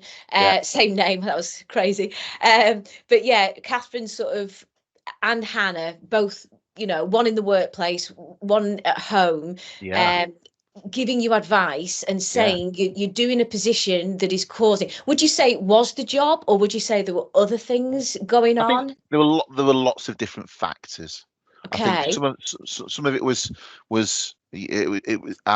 me. I was the biggest catalyst. Okay. There were pressures, as you always get with other people and other managers. Yeah. And I just didn't like the job anymore. There were times when I drove to work. Yeah. And I would think of any excuse not to go. Yeah. Yeah. How can I turn my car around and legitimately say I can't work today? And because I think of mum and dad and like I say, the work ethic, I had my own business at 15. I had to drive it myself. No internet, no social media. I had to go and print posters off, and all that kind of jazz. You were a self-made entrepreneur who was in a position whereby it wasn't your business, so therefore the pressures were outside. Yeah, there were pressures they were outside, under you, above you, but because you were trying to run the whole thing, but you also had the limitations, is what I'm hearing of. Budgets, you couldn't solve the problems. No, and it would be right. I don't know. Let's just an example. Right, somebody's rung in sick today. Yeah. Right, there wasn't money, or I wasn't allowed to bring another person in. I had to do that job. Yeah. So that then put pressure on me, as well as doing my job. I had to go and do their job as well. And And would you say systemically now, the nurses that I'm hearing today are in this pressure, yeah, teachers probably, are yeah, feeling this pressure, so yeah, they are underfunded, is what you're saying. yeah, yeah. Businesses are underfunded. They can't solve the problems which are fundamental that would make things better. What would you, as an entrepreneur yourself and a business owner now yourself, what would you suggest would See, be it's really a challenging that, because solution? there's elements of I understand. I probably Yeah, understand a little bit more and a bit better. There's ways of dealing with it, because people don't. There are some people that know how to deal with people, yeah, right? And there are some people that don't. And those people that don't deal with people always seem to be in a people orientated job. And you just think, for Christ's sake, you can't. You, this isn't for you, because you can't yeah, speak to people. yeah, Whether it be honestly, yeah. you can't speak to people, and there's a way of speaking to somebody directly without trying to upset them. I know. And there seems to be filtered into the whole of the world just one or two that seem to be playing a game, whereas you're a natural empath. I hope I am. And we can communicate well with each other. But I think some people just want to bring you down. And that's really sad in all industries, Yeah, yeah, which I think is really sad. And yeah. very I think, often comes from a lack of self-worth. yeah, All it's these, like a bully, isn't it? It's like a it bully at is, school, isn't it it? Where is. there's obviously something that's not right with them, whether they're tall, short, Yeah, fat, thin, spots, whatever. And what yeah, they'll do, they'll change the direction. So yeah, instead of thinking, well, I don't want to get bullied because I've got a mole on the side of my face, I'm going to have a go at you. And yeah. it felt like that. The irony Wow. was, I ended up going back into the leisure industry years later, just for 18 months. Yeah. So I went to go and run a call centre in Manchester, and I did that, and I had different positions in there. And um, I'll tell you the little story, okay, which would then, maybe it would help people. So I had really, really best friend in the world, best friend in the world.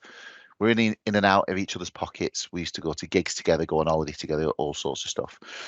And he asked me to run this call center. So I left the leisure industry. It was my awakening. It was my right. I've done 20 years in ops. I'm going to go and run this call center.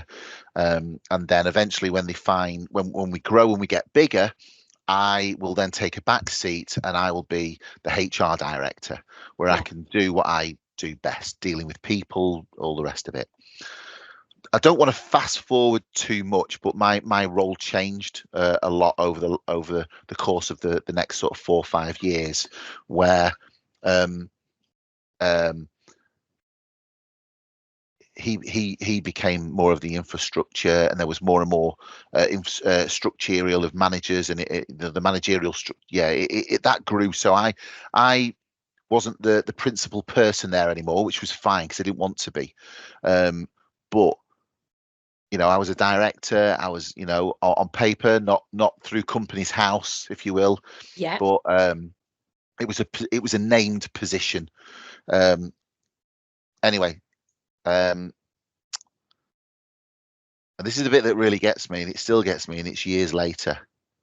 I got brought into a meeting under false pretenses of who I was going to be reporting it into next. I was like, what do you mean reporting into? I report into you. And then the meeting turned into a redundancy meeting. Oh. And he had the opportunity to fight for me amongst the board of directors that there were at this point, because it was a big ass company at this point, and it's still going today. So he was technically that chief exec at this point. And he had the opportunity to fight for me, and he didn't. Mm. And I took the redundancy, and I've not spoke to him since. And was that was a harsh lesson in my early 40s, that somebody who is godfather to both of my children, Mm-hmm. who was my best man at my wedding, who was my best mate, and we did everything together. We played football together. We went on holidays together. We went out drinking together. That he, and I say it, and he did this to me. He did that to me, which caused more of a breakdown later on.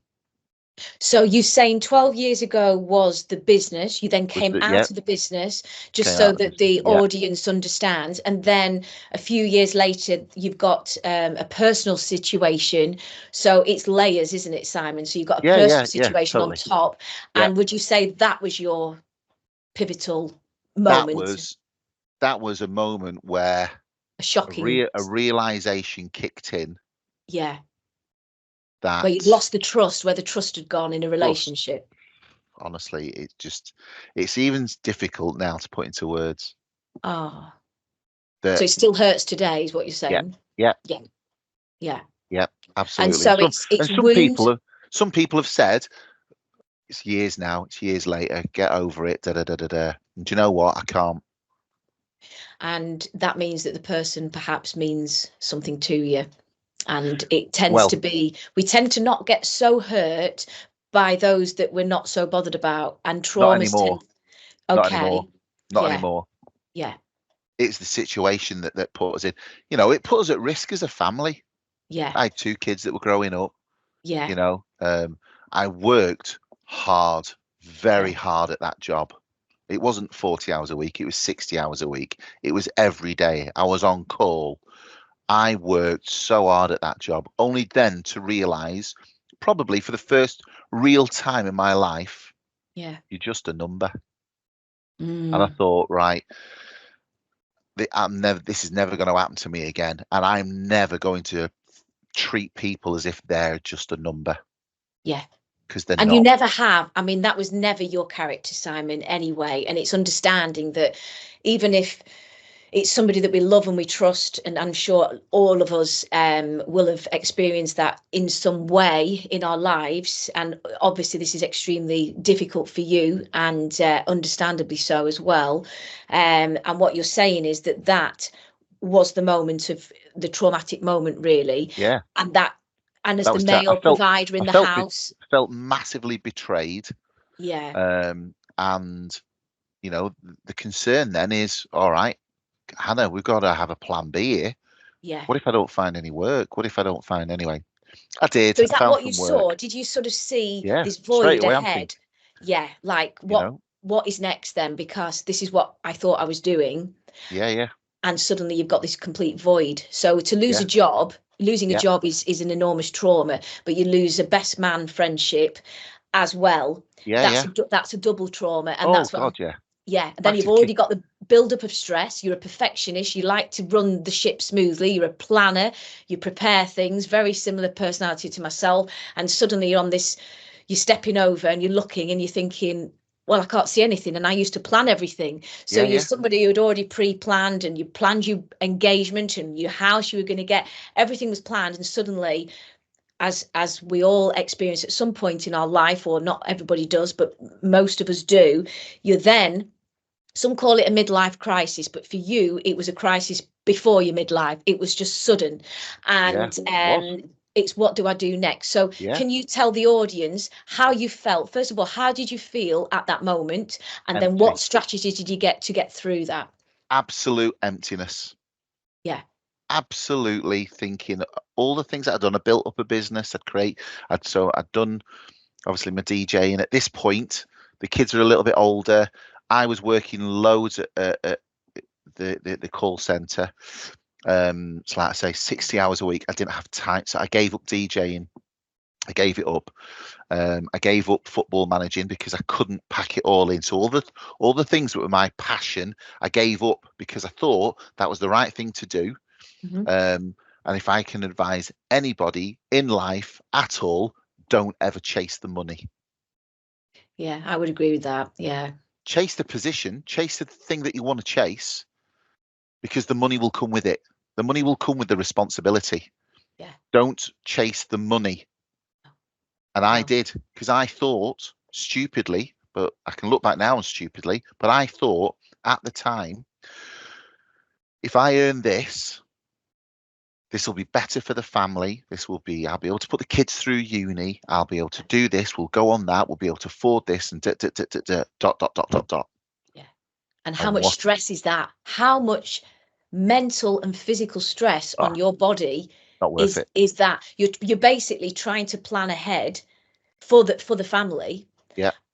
And I thought it was the right thing. And it was only Yes. maybe 2 years later, Yeah. 3 years later, Hannah very clearly said, it's not worth it then, is it? It's not worth it. No, it's not worth it, no.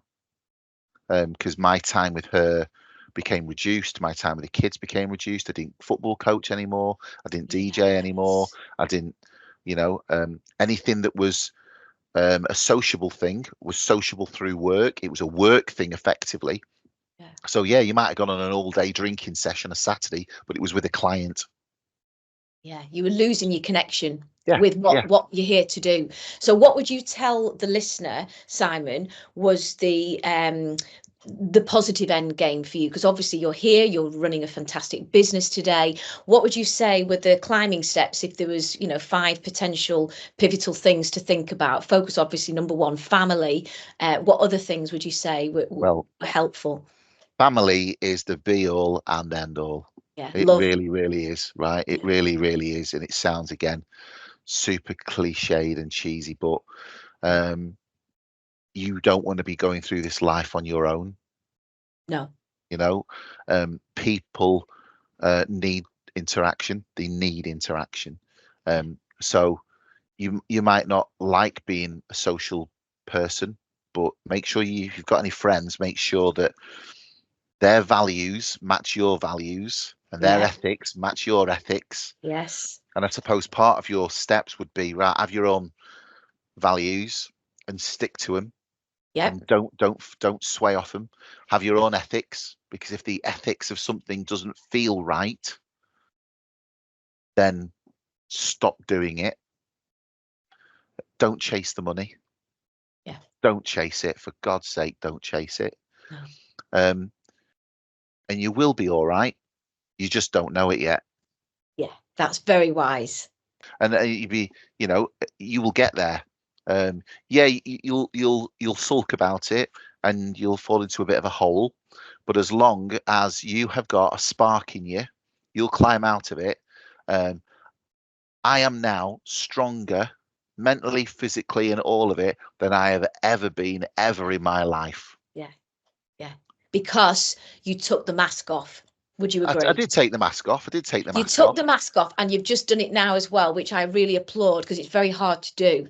And I did the same. And once you drop the mask, your stress levels reduce significantly. You are a congruent, fully functional human being who accepts their flaws, their good, their bad, and their ugly, and you are no longer trying to be something that you believe others expect of you. Would that resonate? Yeah, I would say so. And I think you've also got to go, right, bottom line is, who am I, right? Who am I?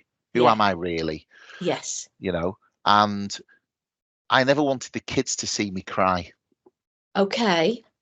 But they've seen me sob. Okay. And that's all right, because I'm a human being, right? And I'm their dad. And that also allows them permission to also feel a bit pants sometimes as well. Yes.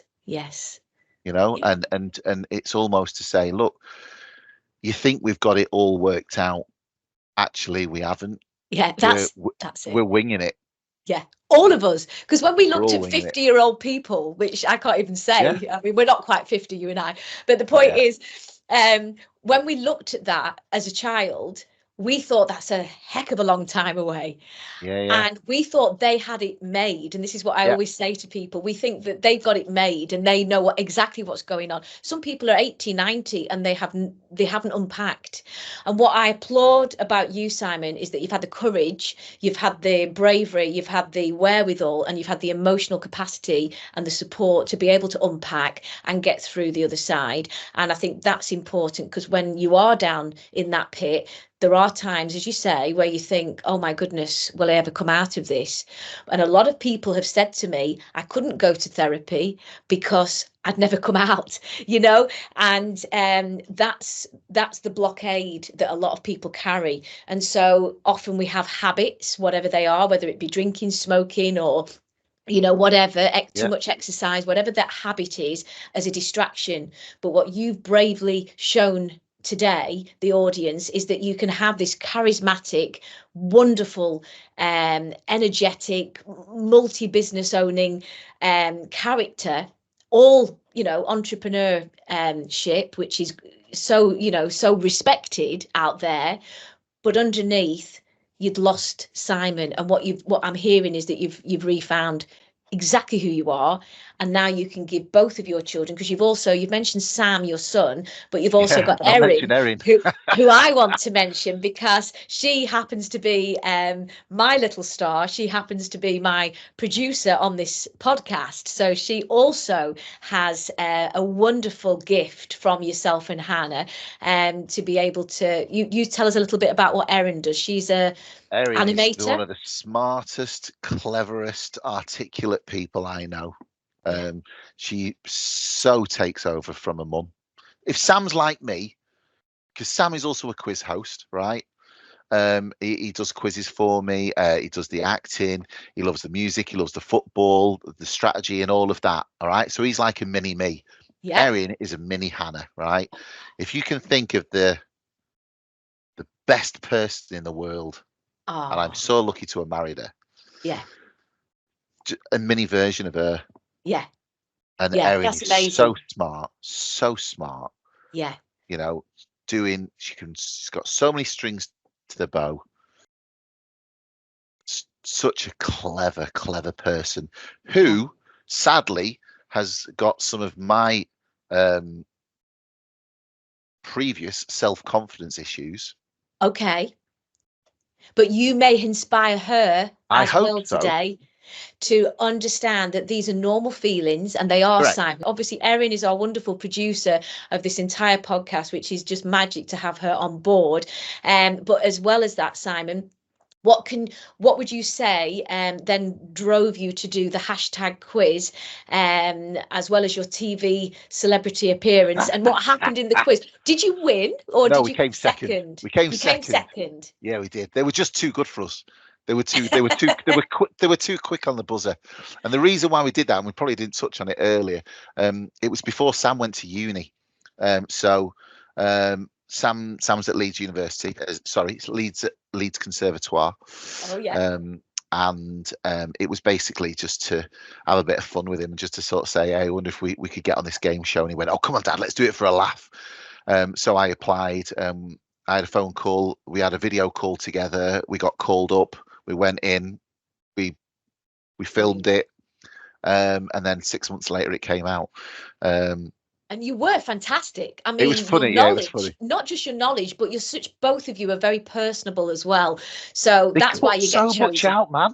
They cut so much out. Did they? Oh God, they cut loads out as well. Yeah. Yeah, it was such a shame. But yes, Erin, I've got to. Well. Erin wouldn't do something like that, because that's not. It goes back almost a little bit salt and pepper, going all the Yes. way back to the beginning. Erin is one end of the spectrum.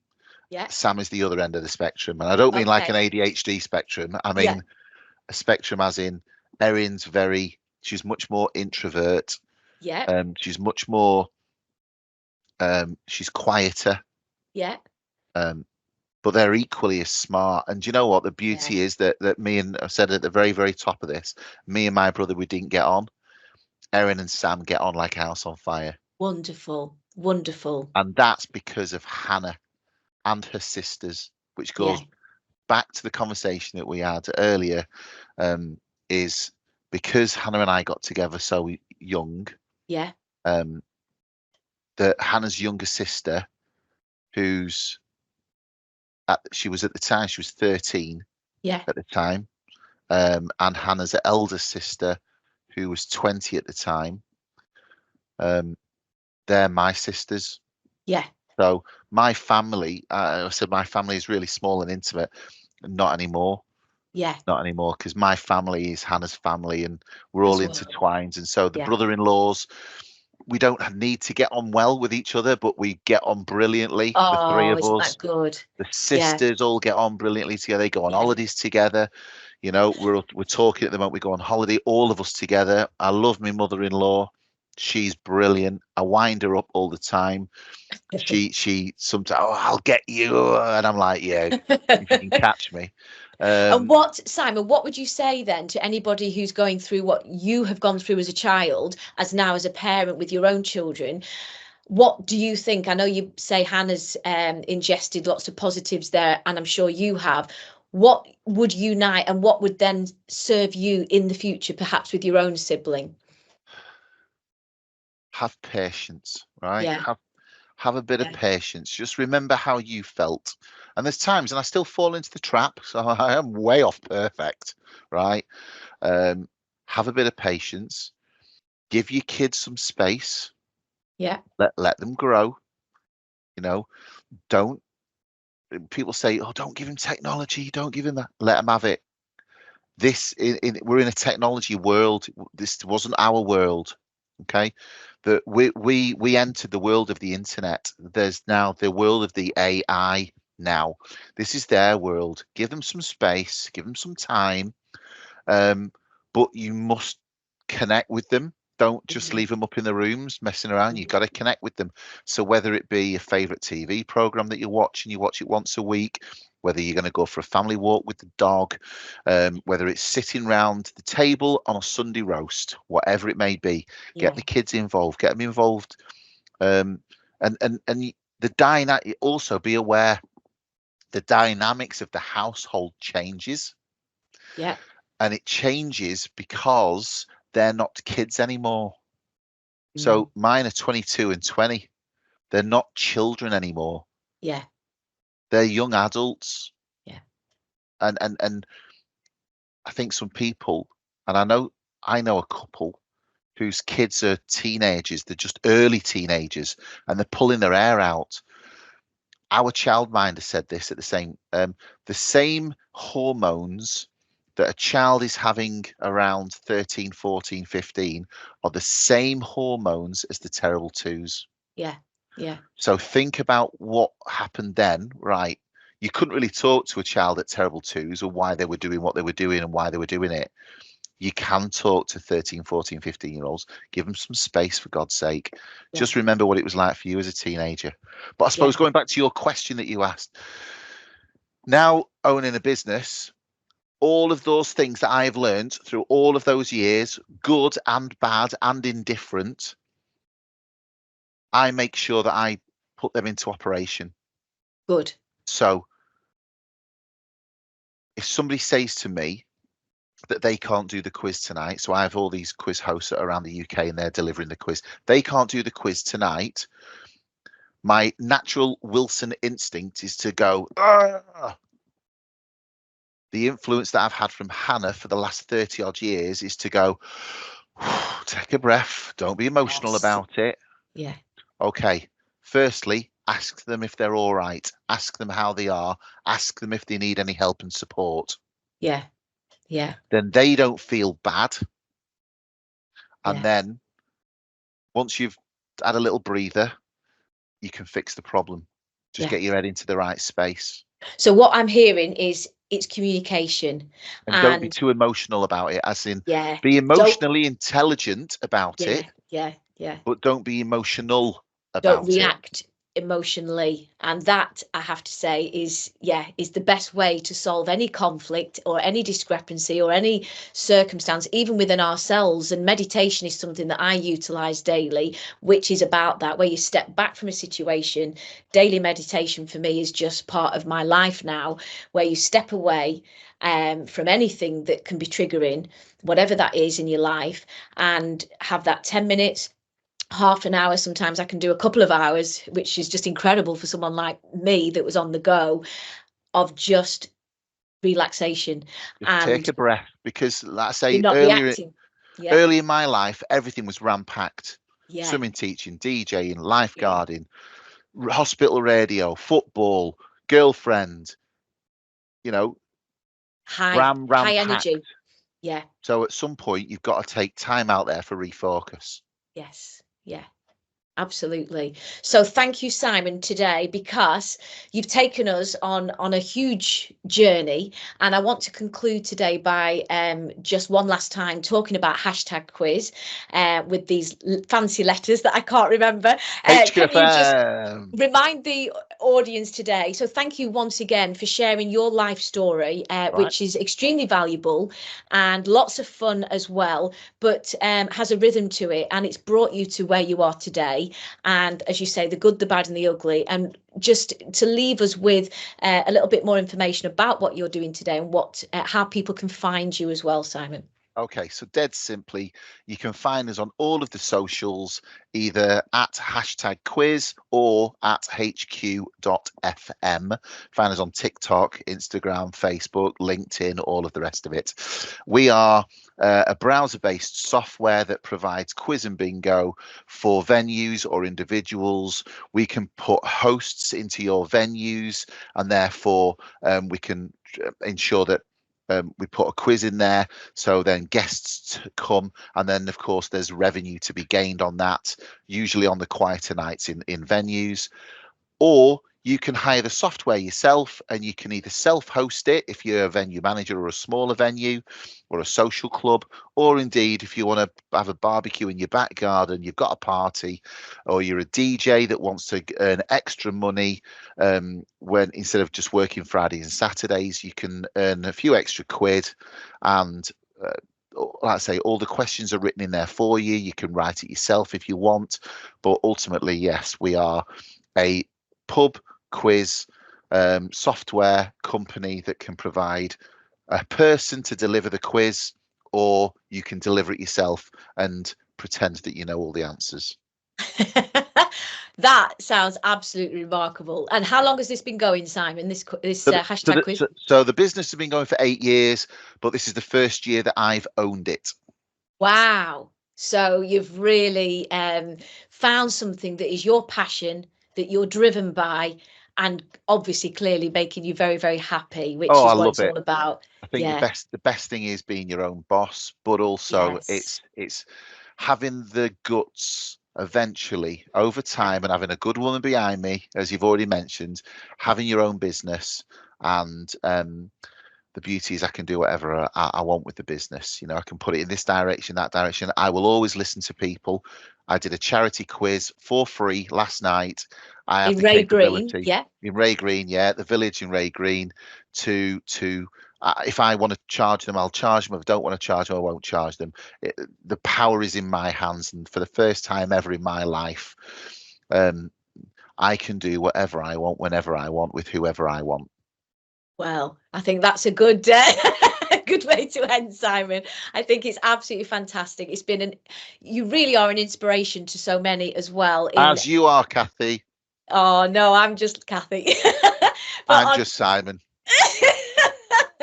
It has been an absolute pleasure to speak to you today, Simon. Thank you first and foremost for sharing your story with us. I'm so glad that you did have the courage to do so. As you say, it's not in your normal remit, but you really have had a colourful, wonderful life so far. And here's to the next 50 years. Lots of love to you, Simon, and hope we'll get you back on in the future. Thanks again. All right, see you soon. Bye-bye, love. Bye. Bye.